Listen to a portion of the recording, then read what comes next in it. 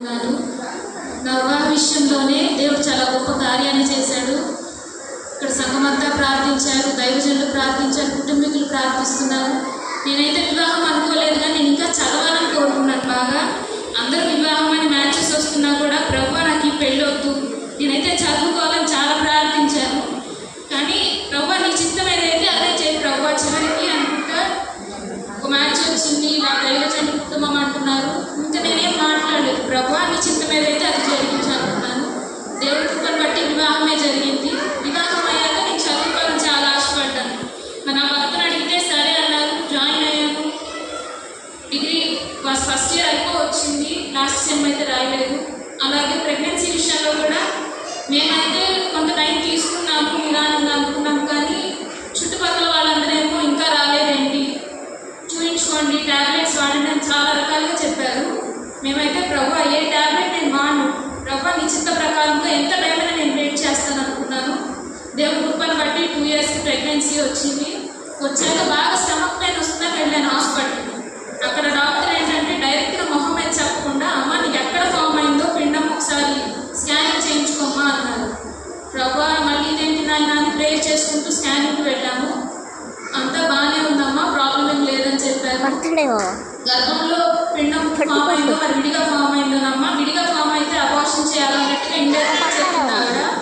ప్రభు అని ప్రేయర్ చేసుకొని వెళ్ళాను. స్కానింగ్లో అంతా మంచిగా ఉందమ్మా, ప్రాబ్లం ఏం లేదు, మంచిగా టాబ్లెట్స్ వాడండి అని చెప్పారు. ఇక్కడ గుంటూరు వచ్చాక ఇక్కడ చూపించుకున్నాను, పర్లేదు అంతా బాగుంది, స్కానింగ్స్ కూడా అనుకున్నాను. 5th మంత్ వచ్చేసరికి బేబీ హార్ట్ బీట్ వెళ్ళలేదు. 5th మంత్గా కూడా ప్రేయర్ చేసుకుంటున్నాము, స్కానింగ్కి వెళ్తున్నాము, హాస్పిటల్ తిరుగుతూ ఉన్నాం, హార్ట్ బీట్ తెలియట్లేదు. ప్రభు అక్కడే మా గురించి హాస్పిటల్లోనే ప్రార్థించుకున్నప్పుడు అక్కడ హార్ట్ బీట్ తెలిసింది వెంటనే.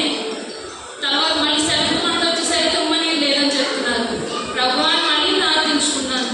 నెక్స్ట్ 2 వీక్స్కి వెళ్ళాక అమ్మ పెరిగింది కొంచెం, మళ్ళీ ఇదే కంటిన్యూ చేయండి అని మెడిసిన్ మళ్ళీ అదే ఇచ్చారు. చివరికి 9th మంత్ వచ్చేసరికి ఉమ్మని తగ్గిపోయింది, చికెన్ పాక్స్ వచ్చింది. ప్రభు మరి అడుగడుగున ఆటంకాలు వస్తున్నాయి, ప్రభు నీ చిత్తం ఏదైతే అది జరిగించని ప్రార్థించాను. మరి డెలివరీ టైంలో ఉమ్మని లేదు, వాళ్ళేమో హాస్పిటల్లో జాయిన్ చేసుకోవాలా, చికెన్ పాక్స్ ఉంది, మళ్ళీ నలుగురికి ఇదైతేమోనని వాళ్ళు హాస్పిటల్ వాళ్ళు అలా హోల్డ్లో పెడుతున్నారు. నలుగురేమో అమ్మ ఇంకా నీకు ఇంత కష్టం అవసరమా, ప్రైవేట్ హాస్పిటల్లో చూపించుకోవచ్చు కదా, ఆపరేషన్ అయితే ఏమైంది, ఎంతమంది లేదని చాలా మంది చెప్పారు. ప్రభు నాకు ఆపరేషన్ అయితే వద్దునైనా, చిన్నప్పటి నుంచి ఎప్పుడు నేను ఇంజక్షన్ కూడా చేయించుకోలేదు, ఆ బాధ నేను పడలేను ప్రభు అనుకున్నప్పుడు మరి 9th మంత్లో చికెన్ పాక్స్ ఒక్క ట్యాబ్లెట్ వాడలేదు. నేను ఒక్క లోషన్తో ఆయింట్మెంట్కి తగ్గిపోయింది పూర్తిగా. దేవుడి కృపను బట్టి ప్రార్థించుకుంటున్నాం, ఏ అవసరం వచ్చినా పాస్టర్ గారికి ప్రేయర్ చేయించుకుంటున్నాము. పాస్టర్ గారికి ఫోన్ చేసి మరి 9th మంత్లో ట్యూస్డే ఇచ్చారు 23rd డేట్. అనుకోకుండా సాటర్డే నైట్ పెయిన్స్ వచ్చినాయి అని హాస్పిటల్లో జాయిన్ అయితే వెళ్ళగానే చెప్పారు